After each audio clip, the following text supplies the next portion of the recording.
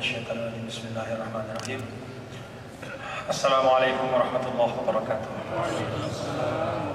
Alhamdulillah, wassalatu wassalamu ala sayyidina Muhammad ibn Abdullah wa ala alihi wa sahbihi wa man tabi'a hudah. Amma ba'd. Subhanaka la ilma lana illa ma 'allamtana innaka antal alimul hakim. Rabbi shrah li sadri wa yassir li amri wahlul 'uqdatam min lisani yafqahu qawli. Bapak-bapak dan saudara yang dirahmati Allah Subhanahu wa taala, para jamaah Masjid Hubbul Watan. Alhamdulillah, pada Jumat 10 Rajab 1438 Hijriah kita kembali dapat melanjutkan majelis pada Jumat kita yang kebetulan pada minggu ini saya yang mendapat giliran untuk menyampaikan. Jamaah sekalian, pada majelis yang lalu kita mengaji Suratul Fatihah. Tentu yang kita kaji itu sifatnya adalah merupakan pemancing dan penggugah agar kita semua, khususnya para hadirin, kemudian tergugah untuk memahami dan mendalami apa yang kita baca di dalam majelis ini. Dengan kata lain, jangan cukupkan diri, dan memang tidak boleh mencukupkan diri dengan 1-2 majelis, karena ilmu Allah itu tidak ada batasnya. Kitab-kitab dan rujukan-rujukan yang menjelaskan tentang makna Al-Quran dan hadis itu pun tidak terhitung dan terkira banyaknya.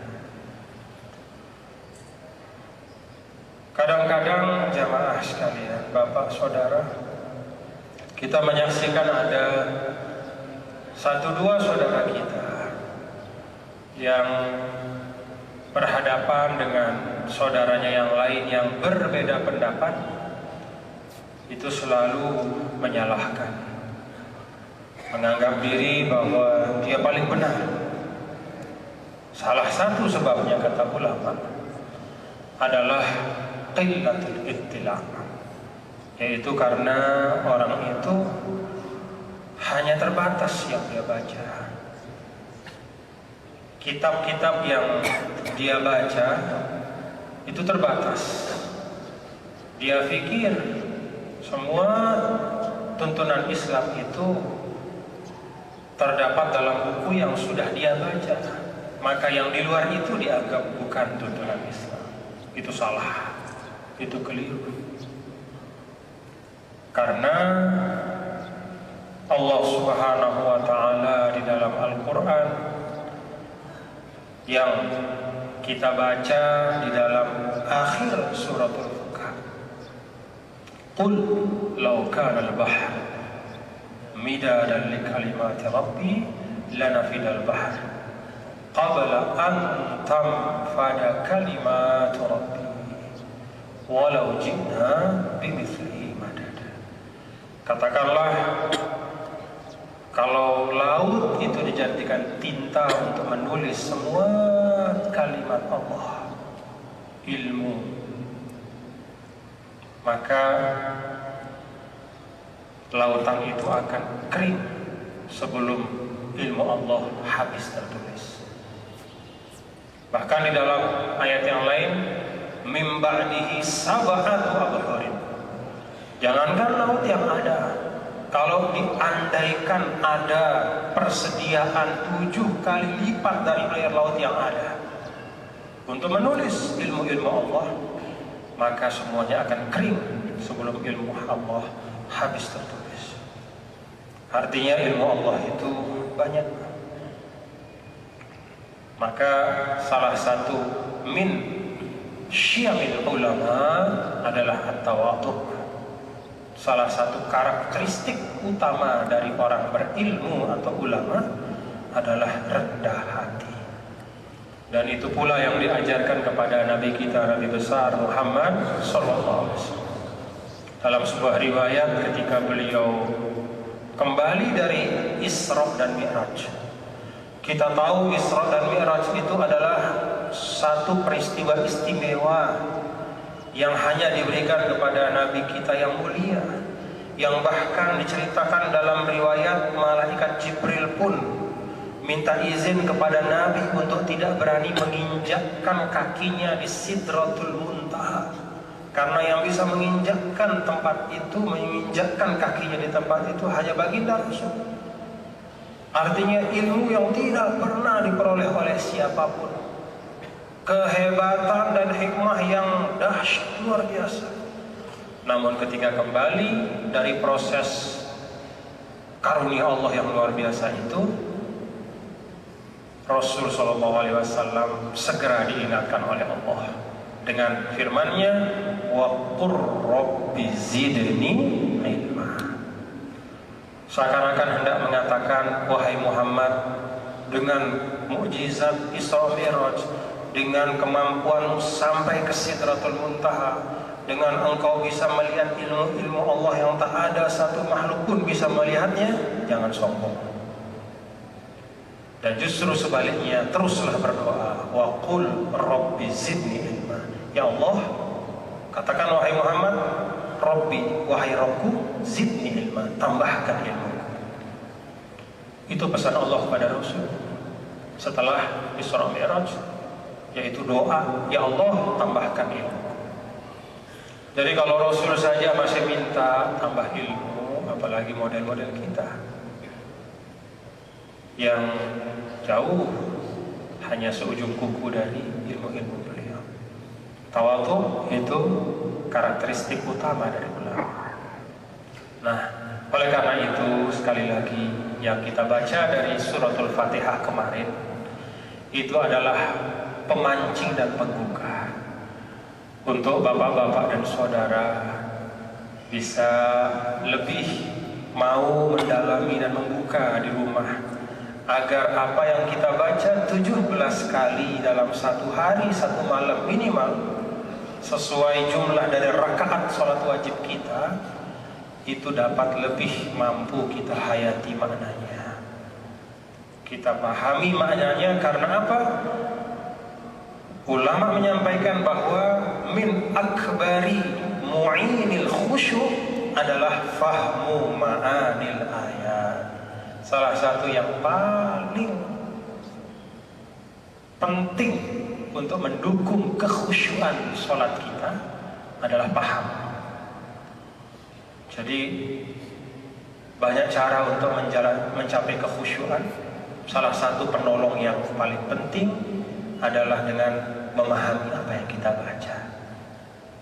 Orang yang mengatakan Maliki Yaumiddin tapi dia tidak ngerti artinya dengan Maliki Yaumiddin, semua kata itu dia pahami, dia camkan.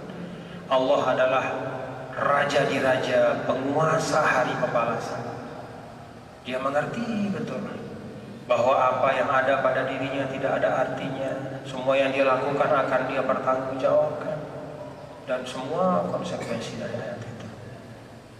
Mudah-mudahan kita bisa terpacu untuk mau terus mendalami ayat-ayat Allah. Selanjutnya mari kita lanjutkan. A'udzubillahi minasyaitonirrajim. Bismillahirrahmanirrahim. Alif Lam Mim. Dzalikal kitabu la raiba fihi hudan lil muttaqin. Ini suratul Baqarah kita masuk. Suratul Baqarah dinamakan dengan nama ini karena di dalam suratul Baqarah yang jumlah ayatnya itu 286 ya kalau tidak salah, ada kisah tentang sapi betina yang diperintahkan oleh Allah Subhanahu wa taala kepada Bani Israel untuk dipotong. Alih-alih sami'na wa ata'na, berkelit dan mencari jalan untuk tidak melaksanakan. Ma launuha, dia tanya warnanya apa? Panjang pertanyaan. Pagah, ngeyel, dan tidak komit. Kisah itu kemudian dijadikan sebagai nama dari surah ini. Tentu bukan berarti dalam suratul Baqarah ini tidak ada kandungan yang lain. Justru suratul Baqarah ini disebutkan sebagai sanamul Quran. Jadi kalau onta itu kan punggungnya itu dia begini ya, apa itu? Punuk. Kan ada istilah. Onta itu berpunuk. Punuk itu adalah bagian yang paling tinggi dari onta. Maka punuknya Al-Quran kalau di dalam ungkapan Rasul Sallallahu Alaihi Wasallam adalah suratul Baqarah. Karena suratul Baqarah ini lengkap betul, menjelaskan tentang sam'iyat, menjelaskan tentang ma'ad, menjelaskan tentang muamalah, menjelaskan tentang ibadat, menjelaskan tentang akhlakiyat, lengkap semuanya. Punuknya Al-Quran, puncaknya Al-Quran, itu suratul Baqarah. Sebagai gambaran dari kelengkapan maknanya. Ayat yang pertama, Alif Lam Mim. Nah, ini adalah satu dari beberapa pembukaan surah yang khas. Ada berapa surah Al-Quran Bapak Ibu? 114. Ada surah-surah yang dibuka dengan apa yang diistilahkan al-huruful muqatta'ah, yaitu huruf-huruf yang tersusun. Jumlah surah yang diawali dengan al-huruful muqatta'ah ini ada 29 surah. Dari 114 surah ada 29 yang diawali dengan huruf-huruf hijaiyah ini. Ada yang dengan satu huruf. Apa contohnya? Nun atau Shad, Qaf. Ada juga yang dua huruf. Apa? Yasin, Toha, Hamim. Ada juga yang tiga huruf. Alif, Lam, Ra. Ada juga yang empat huruf. Alif, Lam, Mim, Shad. Ada juga yang lima huruf. Kaf, Ha, Ya, Ain, Shad. Dzikru rahmati rabbika 'abdahu Zakaria. Itu surah Maryam, 5 huruf. Jadi ada yang dari 1 huruf, 2 huruf, 3 huruf, 4 huruf, 5 huruf. Apa arti dari huruf-huruf ini? Nah, ini ada pandangan ulama bermacam-macam.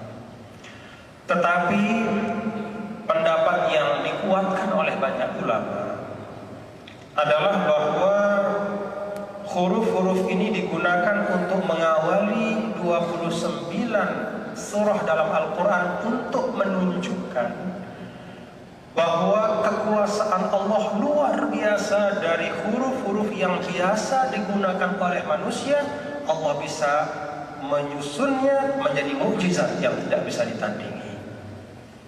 Maka huruf ini lit tahaddi, seakan-akan mengatakan begini: Bapak-bapak, ibu-ibu umat manusia, ini huruf yang kalian kenal semuanya, kalian pahami, kalian biasa susun menjadi kalimat. Dari huruf yang kalian kenal ini, kami susun kitab mukjizat yang tidak tertandingi. Kalau mukjizat itu dari sesuatu yang kita tidak kenal, mungkin bolehlah kita berdalih, itu susah ditiru mukjizat itu. Karena mukjizat itu menggunakan alat-alat yang tidak dikenal oleh manusia. Tapi Al-Quran, mukjizat yang terhebat, itu tersusun dari huruf-huruf yang bukan hanya dikenal oleh manusia, tapi juga sehari-hari diucapkan oleh manusia, khususnya oleh orang Arab. Jadi seakan-akan mengatakan dari huruf-huruf yang kalian pakai tiap hari, yang kalian gunakan berkomunikasi, yang kalian susun darinya itu ratusan, ribuan, puluhan ribu kalimat, kami susun kalam, tersusun mukjizat yang tidak bisa ditandingi. Litahadi.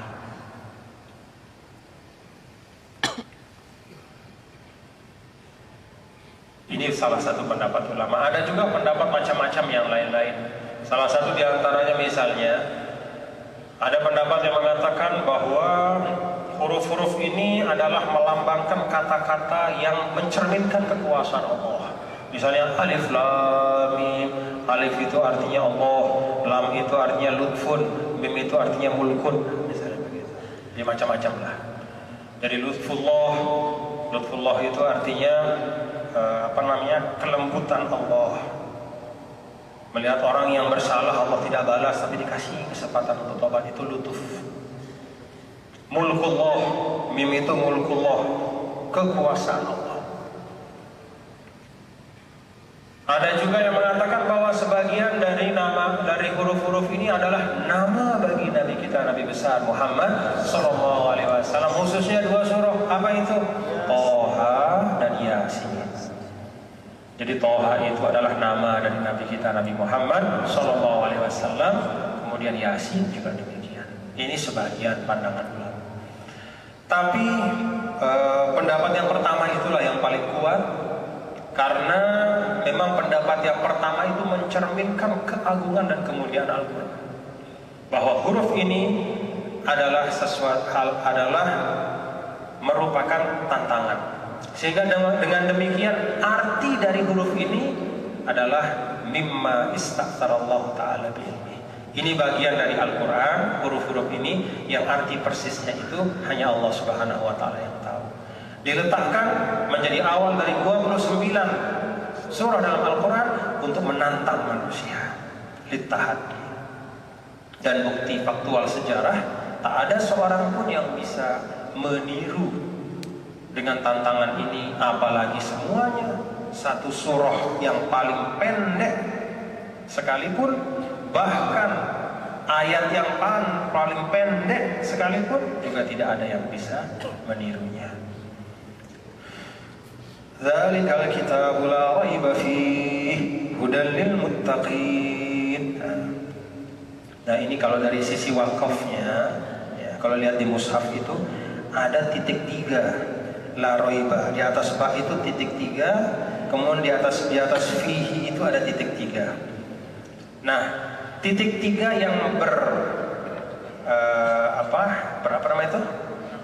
bersandingan itu, kalau di dalam hukum tajwid itu menunjukkan pilihan yang boleh kita untuk berhenti di salah satunya. Jadi bisa berhenti di dzalikal kitabu la raib, boleh. Sambung fihi hudal lil muttaqin, boleh. Atau dzalikal kitabu la raiba fihi hudal lil muttaqin. Itu dari sisi wakafnya, nyambung atau berhenti, wakaf atau wasal. Ada diskusi bapak-bapak dan saudara, mana lebih baik? Kalau memang ada pilihan berhenti di la raiba atau berhenti di fihi, mana yang lebih baik? Ternyata berbeda tempat berhenti itu merubah makna. Kalau diberhentikan pada la raiba, maka fihi hudal lil muttaqin itu artinya di dalam Al-Quran itu ada petunjuk bagi orang-orang yang beriman. Kalau berhenti di la raiba, dzalikal kitabu la raib, sambung fihi hudal lil muttaqin, artinya apa? Kitab itu tidak ada keraguan, di dalamnya ada petunjuk. Sedangkan kalau berhenti di dzalikal kitabul la raiba fihi hudal lil muttaqin, maka artinya berubah menjadi apa? Kitab itu tidak ada sedikit pun keraguannya dan dia adalah petunjuk bagi orang bertakwa. Kira-kira bisa ditangkap nggak nuansa perbedaannya? Kalau yang pertama, nih kata ulama ya, yang menganggap bahwa berhenti pada roiba fihi itu lebih baik ya. Karena kalau berhenti pada roiba dan dimulai dari fihi, itu artinya di dalamnya ada petunjuk. Kalau kita mengatakan di dalam sesuatu ada petunjuk, berarti bukan semuanya. Seperti misalnya di dalam rumah ada kucing, itu berarti bukan semua rumah itu kucing, tapi di dalamnya ada kucing. Di dalamnya mungkin ada selain kucing juga. Tapi kalau berhentinya pada dzalikal kitabul la raiba fihi, kemudian mulai hudal lil muttaqin, maka artinya berubah menjadi kitab itu tidak ada keraguan di dalamnya, dia adalah petunjuk. Jadi kalau yang pertama itu di dalamnya ada petunjuk, yang kedua ini artinya dia itu petunjuk. Kalau dia itu petunjuk berarti semuanya, keseluruhannya, bukan lagi sebagiannya, apalagi seperempatnya. Itu sebabnya lebih banyak ulama yang berhenti pada la raiba fi, kemudian hudal lil muttaqin. Karena dengan demikian maka maknanya adalah Al-Quran secara keseluruhan adalah petunjuk, secara utuh dia adalah petunjuk, dan bagian-bagiannya pun juga adalah petunjuk. Dzalikal kitabul la raiba fihi hudal lil muttaqin. Dzalika itu untuk menunjuk itu, artinya itu, kitab itu. Dalam ayat ini itu tapi bermakna ini, jauh padahal sebenarnya dekat. Kenapa menggunakan kata jauh? Istilah jauh itu di dalam penggunaan bahasa bapak-bapak saudara, ada yang jauh karena zatnya dan ada yang jauh karena ketinggiannya. Sesuatu itu bisa jadi dia di samping kita, tapi kita anggap jauh karena dia tinggi. Ada gambaran bahwa dia mulia. Mulia itu dekat dengan ketinggian, karena tinggi jauh rasanya, padahal dia di samping kita. Nah, makna inilah yang terambil untuk zalika. Sehingga walaupun kitab Al-Quran ini ada di sini, tapi kita tetap bacanya zalikal kitab, kitab itu. Itu bukan menunjuk kepada fisik yang ada bersama kita, karena dia dekat, kita bisa sentuh. Tapi kemuliaannya, ketinggiannya, keagungannya seakan-akan tak terjangkau oleh kita. La raiba fihi. Nah, la raiba ini juga satu jumlah yang artinya tidak ada keraguan di dalamnya. Jumlah ini bapak-bapak saudara, itu sebagian para ulama menyatakan ini adalah khabariyatun bimakna insya'ah.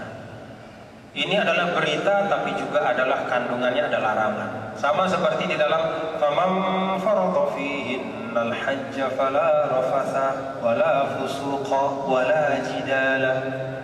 Maka siapa saja yang telah memfardukan haji untuk dirinya, maka la rafatha, tidak ada kata cabul, wala fusuqa, dan tidak ada kefasikan, wala jidala, dan tidak ada perdebatan. Tiga penegasan tidak ada itu pada hakikatnya larangan. Sehingga ketika mengatakan tidak ada kecabulan, artinya apa? Jangan buat yang cabul atau mengucap yang cabul. Ketika ada la fusuqa yang artinya tidak ada kefasikan, artinya apa? Jangan berbuat yang fasik. Wala jidala, tidak ada perdebatan, artinya apa? Jangan berdebat. Sama di sini juga. La raiba, tidak ada keraguan, artinya apa? Jangan ragu. Yakinlah. Hudal lil muttaqin. Al-Quran itu sepenuh-penuhnya dan seutuh-utuhnya adalah petunjuk. Untuk siapa petunjuk itu? Lil muttaqin, bagi orang-orang yang bertakwa. Nah, bapak-bapak saudara, ada pertanyaan. Mengapa di dalam ayat kedua ini Allah Subhanahu wa ta'ala membatasi hidayah Al-Quran itu pada orang bertakwa? Bukankah Al-Quran ini hidayah bagi semua manusia? Bukankah Al-Quran itu hidayah bagi setiap orang? Setiap hamba Allah, dia adalah suatu hadiah Allah kepada seluruh umat manusia. Ulama mengatakan benar, Al-Quran itu adalah petunjuk bagi semua, tetapi yang bisa memanfaatkan petunjuknya dengan baik adalah orang-orang yang bertakwa. Hudal lil muttaqin, maka artinya adalah al-muntafi'ina bil hidayah humul muttaqun. Yang bisa memanfaatkan Al-Quran itu sebagai pedoman hidupnya adalah orang yang bertakwa. Jadi Al-Quran ini bisa 50% kita manfaatkan dalam hidup kita kalau takwa kita 50%. Kalau misalnya takwa kita 0%, maka 0% juga arti Al-Quran bagi hidup kita. Kalau takwa kita 70%, 70% pula kemanfaatan Al-Quran. Nah, di sini ada pesan dari Allah Subhanahu wa taala kepada kita, bapak-bapak dan saudara, bahwa semua kebaikan-kebaikan yang Allah sebarkan di bumi, di jagat raya ini, semua karunia nikmat lahir dan batin yang terlimpah oleh Allah kepada manusia hanya dapat dimanfaatkan bagi orang yang pertama yang mempercayainya dan yang kedua menyiapkan dirinya sebaik-baiknya. Allah Subhanahu wa taala kasih banyak sekali nikmat. Tetapi kalau kita tidak menyiapkan diri untuk mengambil, memanfaatkannya, nikmat itu akan lewat saja. Allah memberikan hidayah juga lebih dari cukup. Tapi kalau kita tidak buka hati, tidak bisa kita serap hidayah itu. Bagi orang beriman ketika melihat misalnya bencana musibah di depan matanya, akan beda yang dia ambil dibanding orang yang tidak beriman yang melihat musibah yang ada di depannya. Bagi orang yang tidak beriman, dia akan mendekatinya dengan pendekatan ilmu saja. Wah, ada musibah, ini banjir, berarti ada sebab-sebab yang harus kita tangani.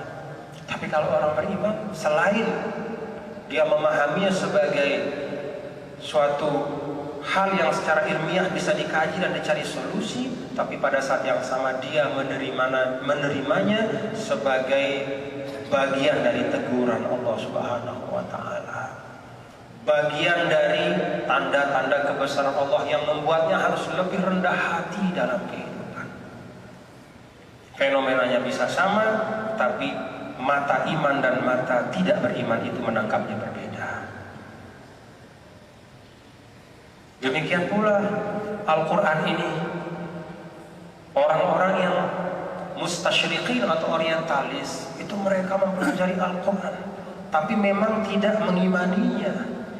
Mereka mempelajari Al-Quran untuk melihat kelemahan-kelemahan, untuk kemudian mereka gunakan untuk membuat orang yang beriman itu ragu terhadap Al-Quran.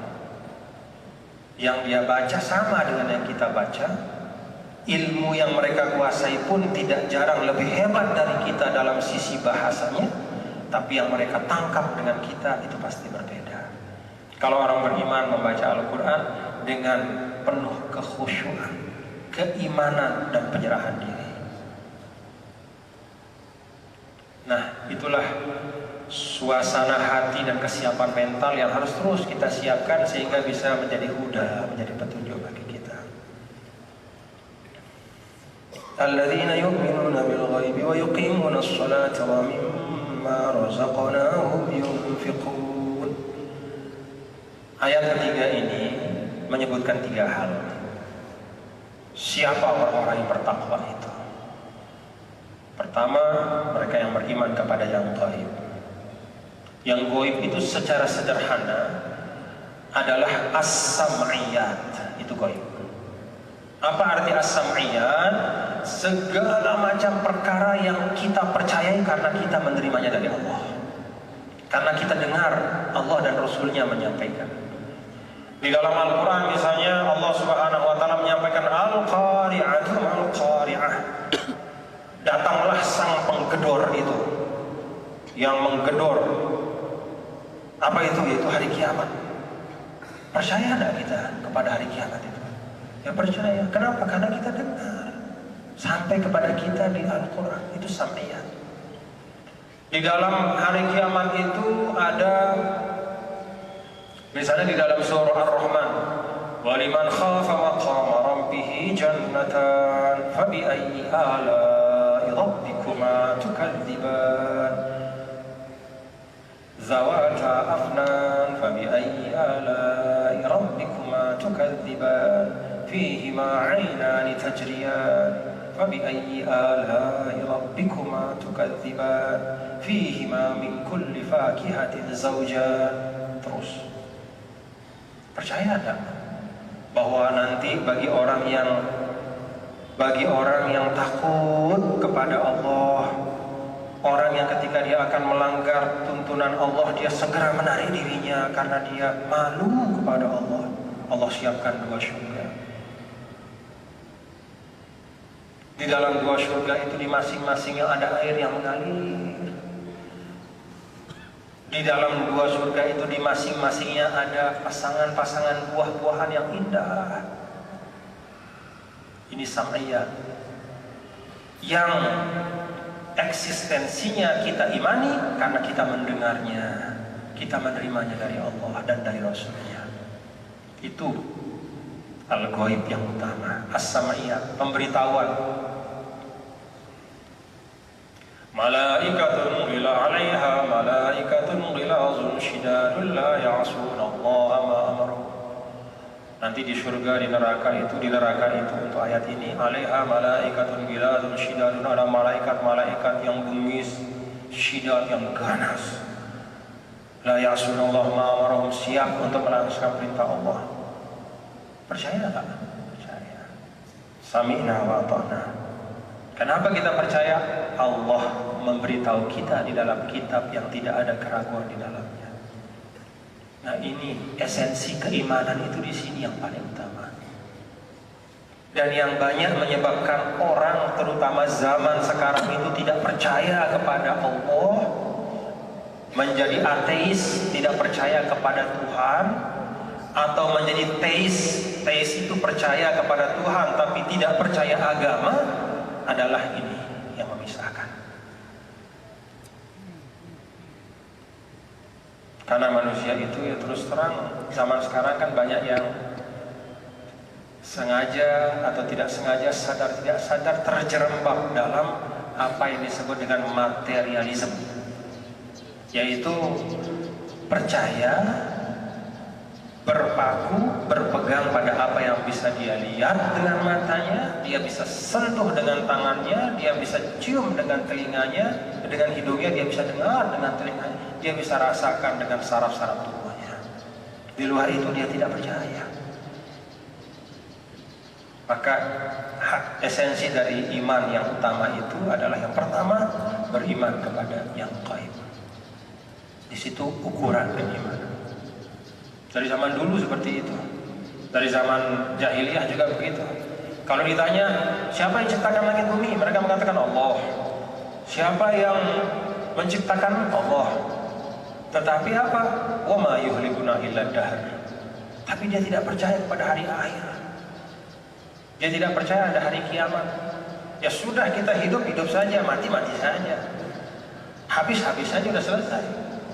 Kalau kita tidak, sebagai orang beriman kita percaya setelah hidup ini ada hidup berikutnya, dan itulah hidup yang kekal di akhirat. Maka beriman yang paling pokok adalah beriman kepada sam'iyah. Semua berita-berita yang disampaikan oleh Allah dan Rasulnya, kalau Allah melalui Al-Quran jelas, kalau Rasul SAW melalui hadis yang sahih, kita terima dengan ketundukan hati, dengan penuh keikhlasan. Wa yuqimuna shalah, kemudian ada bukti atas keimanan itu, yaitu menegakkan sholat. Ini juga batu uji.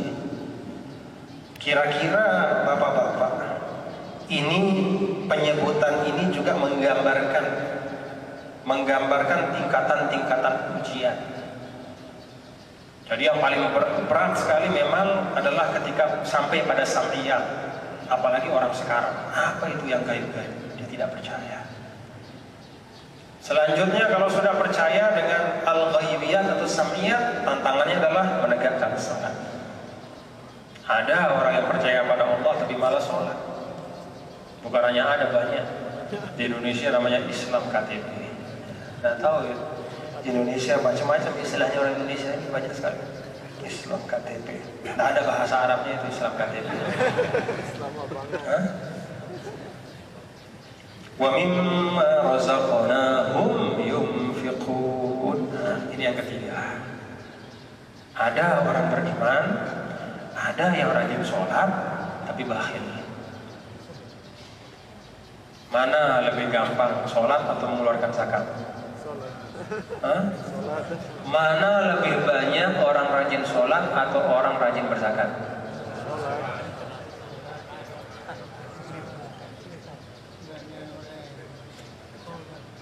Itulah sebabnya kalau di dalam hadis Rasul Shallallahu Alaihi Wasallam disebutkan was-shadaqatu burhanun.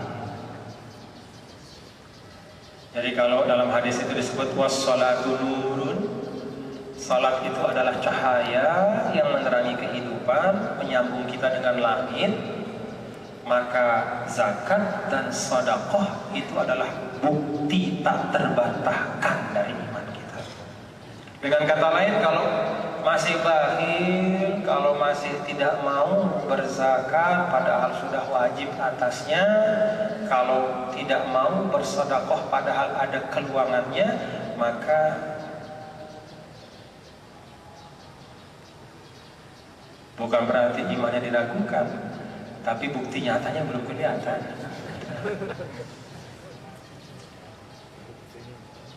Itulah sebabnya kalau dihitung-hitung potensi zakat kita di Indonesia ini katanya kan beratus-ratus kali lipat dibanding apa yang terkumpul setiap tahun.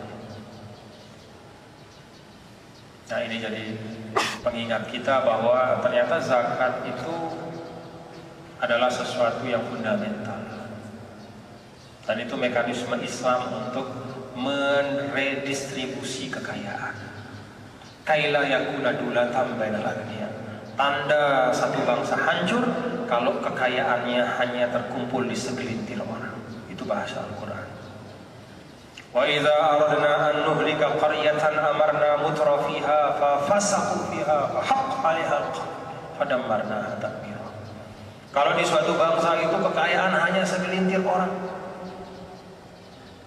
segelintir kecil itu menguasai sekian ribu kali lipat dibanding jutaan yang lain, itu alamat bahaya. Itu Al-Quran. Sehingga kalau misalnya Bapak Presiden kita Pak Jokowi menyampaikan bahwa tugas ke depan di Indonesia ini adalah menghilangkan ketimpangan, itu betul. Karena yang menghancurkan kalau dalam bahasa Al-Quran tadi seperti itu. Amarna mutrafiha fa fasaqu fiha fa haqqa 'alaiha al-qawl fadammarna tadmira. Salah satu mekanisme untuk mengurangi ketimpangan itu adalah dengan bersedekah, berzakat. Itu Islam. Islam ini bukan agama yang hanya bicara akhirat, tapi juga bagaimana kita hidup rukun, aman, damai. Kemudian ayat yang keempat, walladzina yu'minuna bima unzila ilaika wa ma unzila min qablik wa bil akhirati hum yuqinun. Ada dua lagi yang disifatkan. Yang keempat, ayat keempat ini sifatnya yang keempat juga, walladzina yu'minuna bima unzila ilaika wa ma unzila min qablik. Mereka yang beriman kepada apa yang diturunkan kepadamu dan apa yang diturunkan kepada sebelummu. Wawu di sini lil jamaah, menunjukkan kesetaraan. Jadi bukan merupakan seorang muslim yang baik kalau hanya mempercayai turunnya kitab suci Al-Quran saja.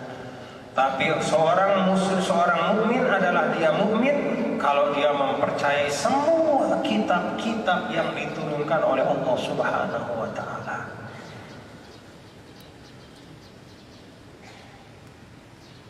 Kita percaya Allah menurunkan banyak kitab suci. Ada Zabur, Taurat, Injil. Selain kitab-kitab juga ada suhuf, lembaran-lembaran suhufu Ibrahim, apa yang diturunkan kepada Nabi Ibrahim. Dan pamungkasnya adalah kitab suci Al-Quran.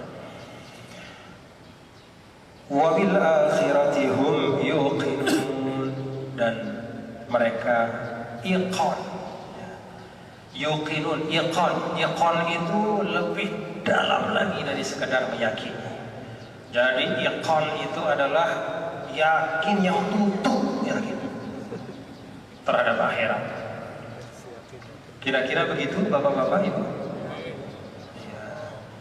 Kita mengaku tutup-tutup yakin, tapi kelakuan kita di dunia ini seperti tidak ada akhirat. Kadang-kadang itu kita hidup seakan-akan tidak ada akhirat. Tabrak saja, halal haram tidak peduli, yang penting terpenuhi. Nauzubillah. Nanti ada pilkada sebentar lagi. Ya, kita doa mudah-mudahan pilkadanya lebih baik lagi, lebih terhormat lagi. Cara-cara yang ditempuh, cara-cara yang baik. Jauh dari saling memfitnah, jauh dari saling memecah belah. Tapi adu gagasan. Karena NTB perlu gagasan-gagasan hebat untuk terus membangunnya ke depan. Ulaika ala hudam mir rabbihim wa ulaika humul muflihun. Nah, mereka yang memenuhi 5 pokok tadi itu, mereka adalah orang yang ala huda. Mereka berada di atas petunjuk. Bapak-bapak, ala itu dalam bahasa Arab artinya di atas. Arti ala itu li'ifadati tamakkun. Tamakkun itu seperti kita nunggang kuda, bluk. Nah, seakan-akan ayat Al-Quran ini mengatakan mereka itulah yang mantap di atas petunjuk.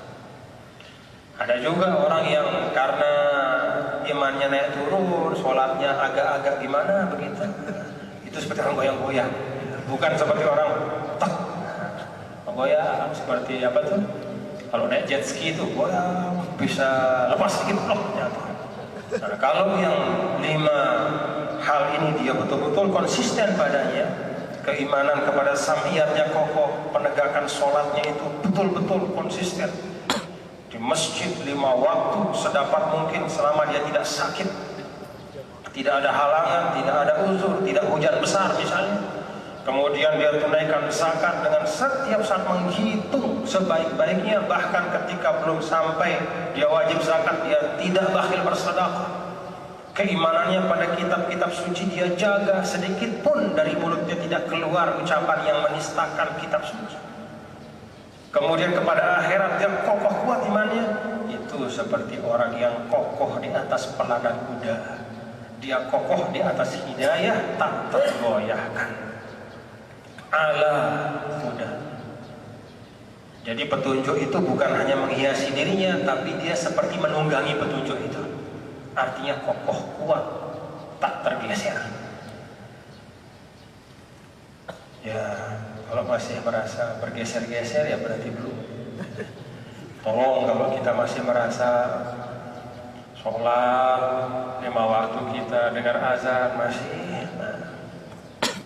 masih kita berat menjawab azan, nah itu berarti belum, masih belum ulaika ala hudan.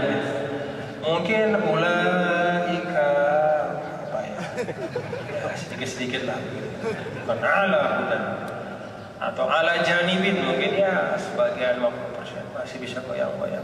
Nah, tugas kita kokohkan diri sehingga hidayah itu tidak lagi sekedar mampir kepada kita, tapi kita bisa menungganginya secara kiasan, seperti kita menunggang kuda kokoh kuat. Wa ulaika humul muflihun, dan mereka itulah orang-orang yang sukses, berhasil, orang-orang yang menang. Wallahu subhanahu wa ta'ala alam.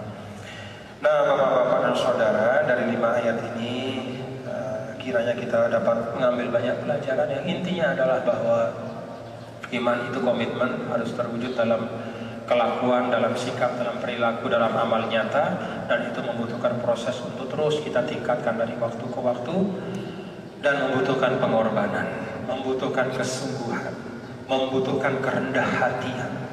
membutuhkan keimanan, ketulusan dan keikhlasan. Itu sebabnya ya, ditambahkan sedikit. Mengapa Nabi kita, Nabi besar Muhammad sallallahu alaihi wasallam pernah bersabda, "La yadkhulul jannata man kana fi qalbihi mithqal dzarratin min kibrin." Atau kama qala, takkan masuk ke dalam surga orang yang di dalam hatinya itu adalah benih kesombongan. Benih kesombongan. Kenapa bapak-bapak dan saudara sekalian? Karena kesombongan dalam perilaku, kalau dipelihara dia bisa menjadi kesombongan terhadap Allah dan Rasulnya. Dan ketika kesombongan sudah menjadi kesombongan kepada Allah dan Rasulnya, itu awal dari akhir, awal dari hilangnya iman pada diri seorang. Maka Rasul mengingatkan kita dari awal, jangan pelihara kesombongan dalam hal apapun. Di dalam kita bergaul dengan orang lain, mungkin kita merasa, wah jabatan saya lebih tinggi dari dia, atau saya punya harta lebih dari dia, atau saya punya ilmu lebih dari dia, atau mungkin merasa, wah saya lebih hebat dari dia, dia kurang dibanding saya. Kesombongan kecil itu hal remeh saja. Kita melihat orang bicara begagak misalnya, apa begagak itu? Terbata-bata misalnya. Kemudian ada dalam diri kita, saya lebih hebat dari dia. Itu bibit kesombongan. Kalau dibiarkan, yang namanya bibit kesombongan itu akan mencari hal-hal yang lebih besar lagi untuk disombongkan. Maka kalau itu bercampur dengan ilmu, bercampur dengan kekuasaan, bercampur dengan kesehatan, bercampur dengan harta, lahirlah Fir'aun. Dari mulai dia menyombongkan, konon dalam satu riwayat, katanya Fir'aun itu sekali makan 1 onta. Dia tidak pernah buang air kecuali 40 hari sekali. Jadi dia tidak repot-repot seperti bapak-bapak. Dia tidak pernah sakit walaupun hanya pusing. Maka dari hal-hal kecil itu dia mulai sombong. Saya tidak seperti menteri saya ini bolak-balik kamar mandi, saya tidak pernah sakit perut. Orang makan itu sedikit sudah kenyang, kok saya makan banyak, tidak pernah pecah perut saya, sehat terus. Tidak pernah pusing, teman-temannya pada stroke segala macam, dia tidak pernah. Jangan stroke, pusing saya tidak. Sombongan kecil-kecil, akhirnya apa? Dia pelihara kesombongan itu, akhirnya kesombongan itu mencari objek untuk disombongkan. Pada akhirnya apa puncaknya? Ana rabbukumul a'la. Dia proklamirkan, hei orang Mesir, saya ini bukan hanya raja, tapi saya Tuhan yang paling hebat. Itu sebabnya Rasul mengingatkan jangan sombong. Hal-hal kecil, kesombongan yang kecil itu akan membawa pada kesombongan besar dan pada akhirnya menggerogoti, mencabut iman dalam diri kita. Mari kita bangun NTB, mari kita menjadi warga masyarakat, kita menjadi umat, individu-individu yang punya kerendahan hati. Kita rendah hati, tawadhu. Kata Rasul, man tawadhu'a rafa'ahullah. Siapa orang yang rendah hati, Allah akan angkat. Siapa orang yang sombong, Allah akan jatuhkan. Na'udzubillah min dzalik. Allah Subhanahu wa taala alam. Dan sifat rendah hati ini adalah modal juga untuk membangun negara yang kita cintai. Kalau kita sebagai warga bangsa ini satu sama lain saling menyombongkan diri, menganggap yang lain kurang dibanding kita dari sisi pengabdian, komitmen terhadap republik, itu awal perpecahan. Semua kita insya Allah punya komitmen yang sama untuk republik ini, dan kita sama-sama mencintainya sebagai karunia dari Allah yang wajib untuk kita jaga, kita majukan, kita makmurkan. Mari kita saling mendukung dalam kebaikan dan saling menyokong dalam amal soleh. Allah Subhanahu wa taala alam. Allahumma fiqhal hadida sabil rasyad. Wassalamualaikum warahmatullahi wabarakatuh. Ada waktu sekitar 15 menit, mungkin ada yang ingin memberi masukan, usulan atau koreksi terhadap apa yang saya sampaikan. Silakan. Bismillahirrahmanirrahim. Assalamualaikum warahmatullahi wabarakatuh.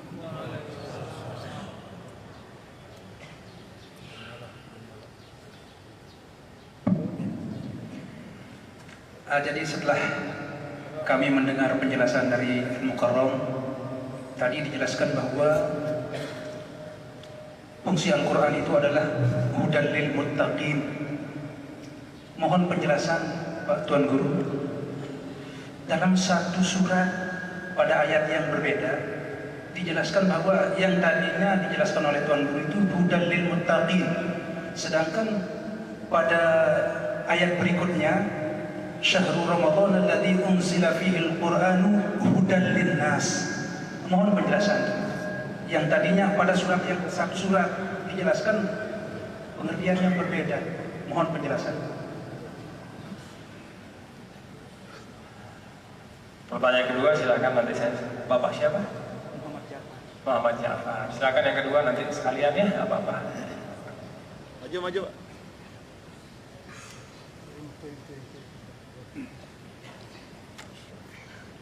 Assalamualaikum warahmatullahi wabarakatuh.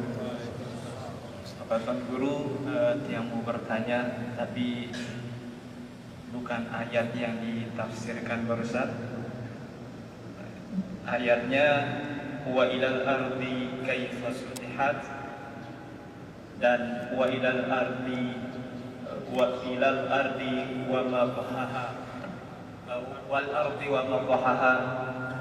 Sebagian mufassir mengatakan bahwa bumi ini datar gitu, terus, dan banyak ilmuwan juga yang menafsirkan demikian. Mohon penjelasannya.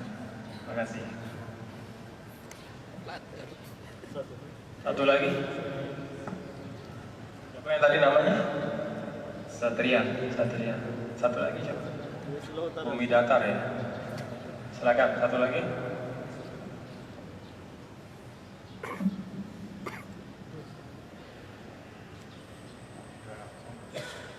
Assalamualaikum warahmatullahi wabarakatuh. Terima kasih atas waktunya yang kami berikan Bapak Tuan Guru. Terkait dengan dalil muttaqin bagi orang-orang yang bertakwa. Ini ada ayat lain Bapak Tuan Guru terkait dengan perbedaan pendapat juga. Mohon kami jelaskan tafsir dan mana yang jelas terkait dengan ar-rijalu qawwamun 'alan nisa. Karena banyak kita lihat presiden, gubernur, wali kota, bahkan sampai kepala sekolah ada yang dari kalangan perempuan. Apakah tidak melanggar ayat tadi? Terima kasih. Assalamualaikum warahmatullahi wabarakatuh. Waalaikumsalam warahmatullahi wabarakatuh. Terima kasih. Ini pertanyaan sulit ya. Jadi saya jawab biasa kemampuan saya. Pertama tentang ayat syahrul ramadan alladzi unzila fihi al-Qur'an hudan lin-nasi wa bayyinatin minal huda wal furqan. Sama surahnya suratul Baqarah. Rangkaian dari ayat yang menjelaskan tentang kewajiban berpuasa. Nah, di sini di awal suratul Baqarah hudan lil muttaqin, di ayat yang tadi itu hudan linnas wa bayyinatin minal huda wal furqan. Nah, sebenarnya jawaban dari pertanyaan Pak Jafar tadi bisa ditangkap dari apa yang saya jelaskan, bahwa Al-Quranul Karim itu prinsipnya adalah lihidayatil bashar, hudan linnas, untuk menjadi petunjuk bagi semua manusia. Tapi yang bisa benar-benar memanfaatkannya sebagai petunjuk adalah orang-orang yang bertakwa. Jadi kalau misalnya ada di suatu tempat seorang manusia tapi dia tidak mengimani Al-Quran, tidak mungkin dia bisa menjadi petunjuk bagi dia karena dia tidak percaya. Nah, itu sebabnya di dalam Al-Baqarah ini yang disebutkan oleh Allah adalah dari sisi yang bisa memanfaatkannya. Nah, kenapa ini disebut di awal surat Al-Baqarah hudan lil muttaqin? Untuk memicu kita agar kalau mau Al-Quran ini benar-benar menjadi petunjuk yang nyata dalam kehidupanmu, wahai hamba Allah, jadilah engkau orang bertakwa. Kalau engkau betul-betul menjadi orang yang bertakwa, maka Al-Quran itu akan sempurna menjadi petunjuk hidupmu. Jadi awal suratul Baqarah ini terkait dengan siapa yang bisa memanfaatkan petunjuk itu. Kalau dalam ayat yang tadi hudan linnas, dalam konteks bahwa memang diarahkan sebenarnya oleh Allah Al-Quran ini untuk semua manusia.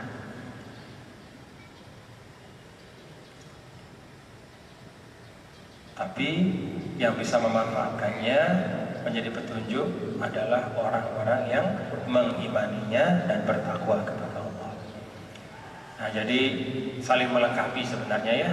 Jadi yang pertama itu berkaitan dengan pokok prinsipnya Al-Quran untuk semua manusia.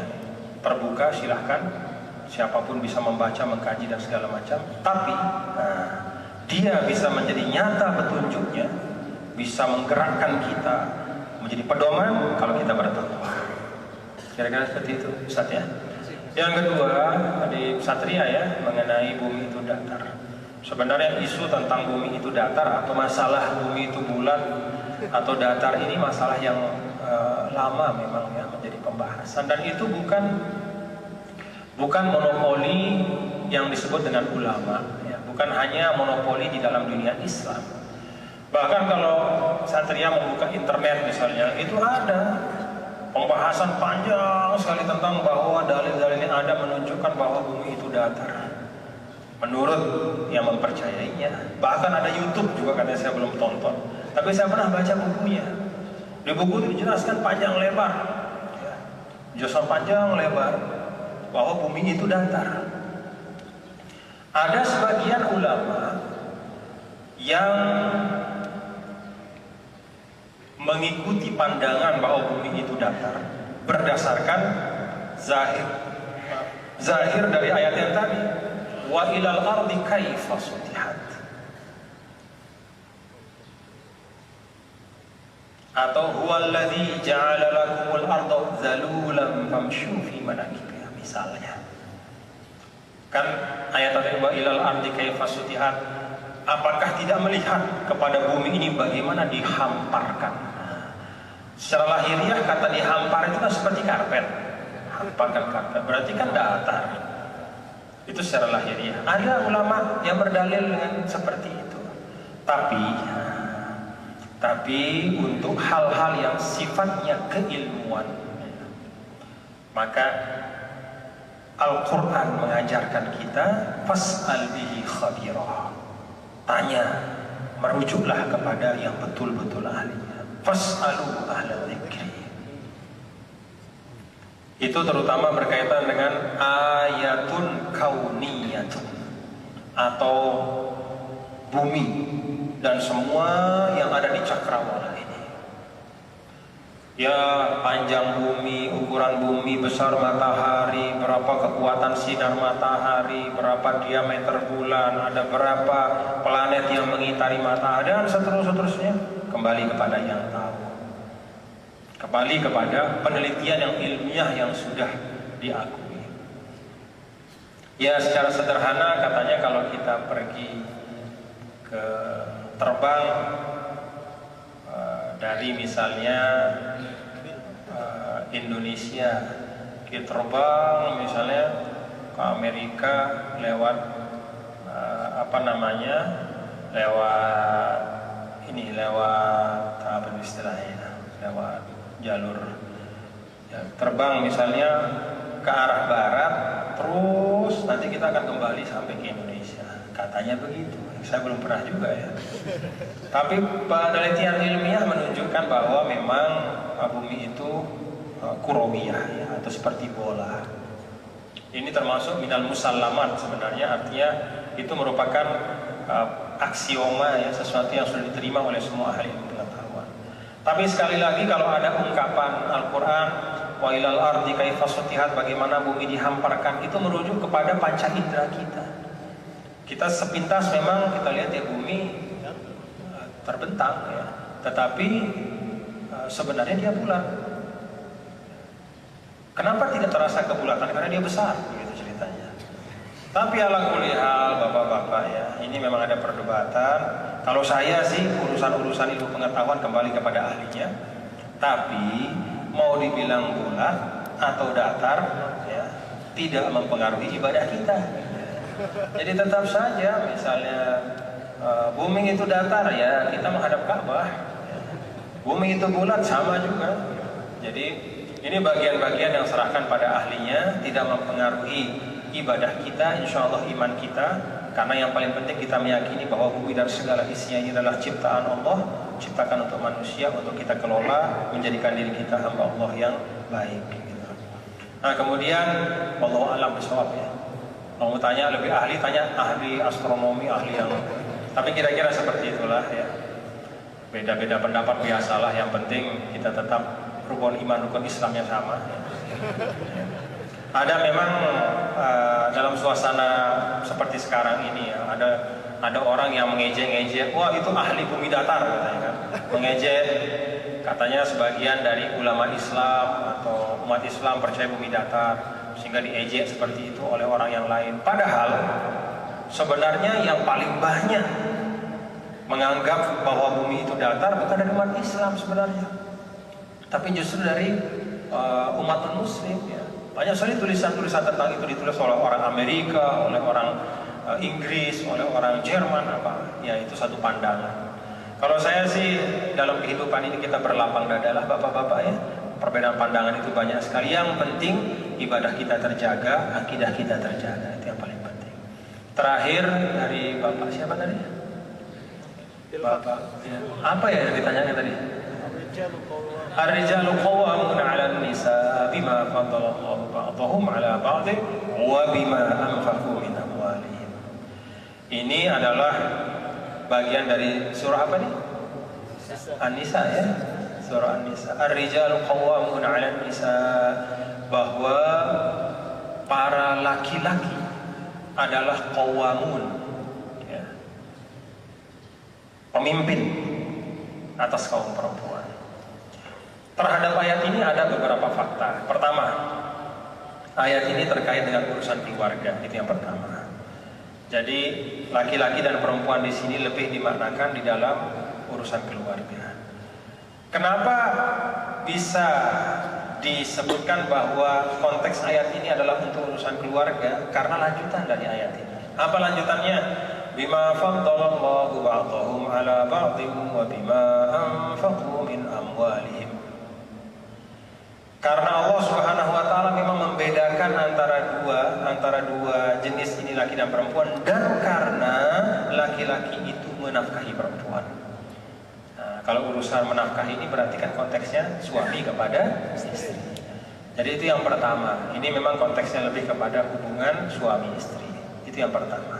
Yang kedua, qawamatur rijal, kepemimpinan laki-laki ini bukan qawamatul istibdad kata ulama. Bukan berarti yang laki semau-maunya sama istri, tidak. Tapi qawamatul mas'uliyah, yaitu kepemimpinan dalam dimensi tanggung jawab. Bukan kepemimpinan dalam makna struktural. Saya lebih tinggi dari kamu, kamu di kaki saya. Bukan. Tapi qawamatul mas'uliyah wa laysa qawamatul istibdad. Itu kedua. Jadi kepemimpinan, pengayoman, pengayoman lebih baik. Pengayoman di sini adalah maksudnya pengayoman dalam konteks atau dimensi tanggung jawab, melindungi, mengayomi, menjaga. Bukan pengayoman dalam arti menindas atau menyakiti. Itu yang kedua.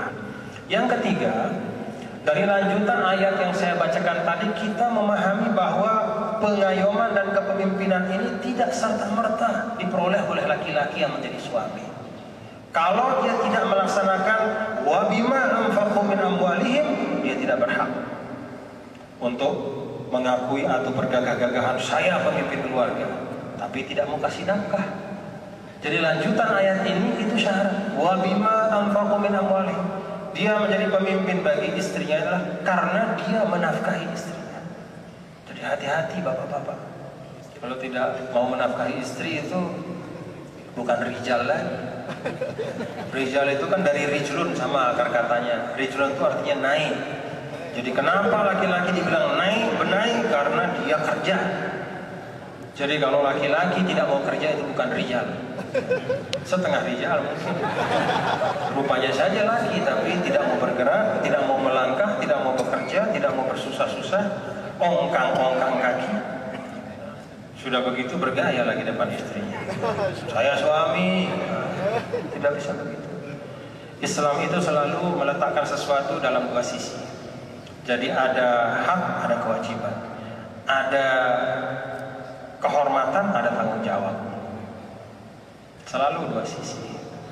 Nah, jadi itu yang ketiga, bahwa pengayoman atau kepemimpinan dalam keluarga itu dikaitkan dengan penunaian kewajiban, yaitu memberi nafkah yang cukup kepada istri. Nah, ukuran nafkah yang cukup itu kan ada dalam kitab-kitab fikih ya, yaitu yang menyangkut hal-hal yang pokok. Kalau lipstik atau salon itu bukan ya, jadi itu tidak. Jadi jangan istri mengadu kepada pengadilan, saya tidak mau sama suami saya ini lagi karena dia tidak membelikan saya lipstik sudah 1 tahun. Itu kalau dalam fikih tidak termasuk itu ya. Jadi hal-hal yang memang pokok, penting untuk tegaknya agama dan layaknya hidup sebagai manusia. Nah, jadi kira-kira seperti itu. Wallahu a'lam bishawab. Banyak kekurangan, banyak kekeliruannya, silahkan nanti dibaca lagi. Dan mudah-mudahan majelis kita diberkahi oleh Allah Subhanahu wa taala. Kita berdoa, apa yang kita dengar kita bisa ambil yang terbaik, yang tidak baiknya jangan kita bawa. Ya. Seperti di dalam Al-Qur'an itu, alladzina yastami'una al-qaula fayattabi'una ahsanah.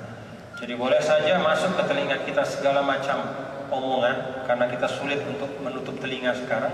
Segala macam masuk, sengaja maupun tidak sengaja, tapi yattabi'una ahsanah. Orang yang cerdas, orang yang baik adalah yang memfilter itu semua dalam dirinya dan mengikuti yang terbaik dari apa yang dia dengar. Amin ya Rabb. Kita baca Fatihah untuk itu. Al-Fatihah. Bismillahirrahmanirrahim.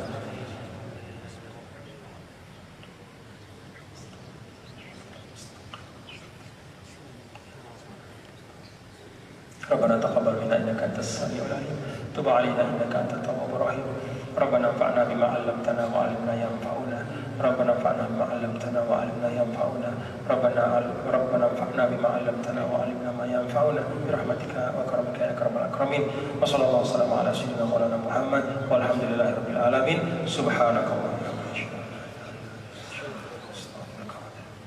Terima kasih, mohon maaf banyak kekurangan kekhilafan. Assalamualaikum warahmatullahi wabarakatuh. Waalaikumsalam.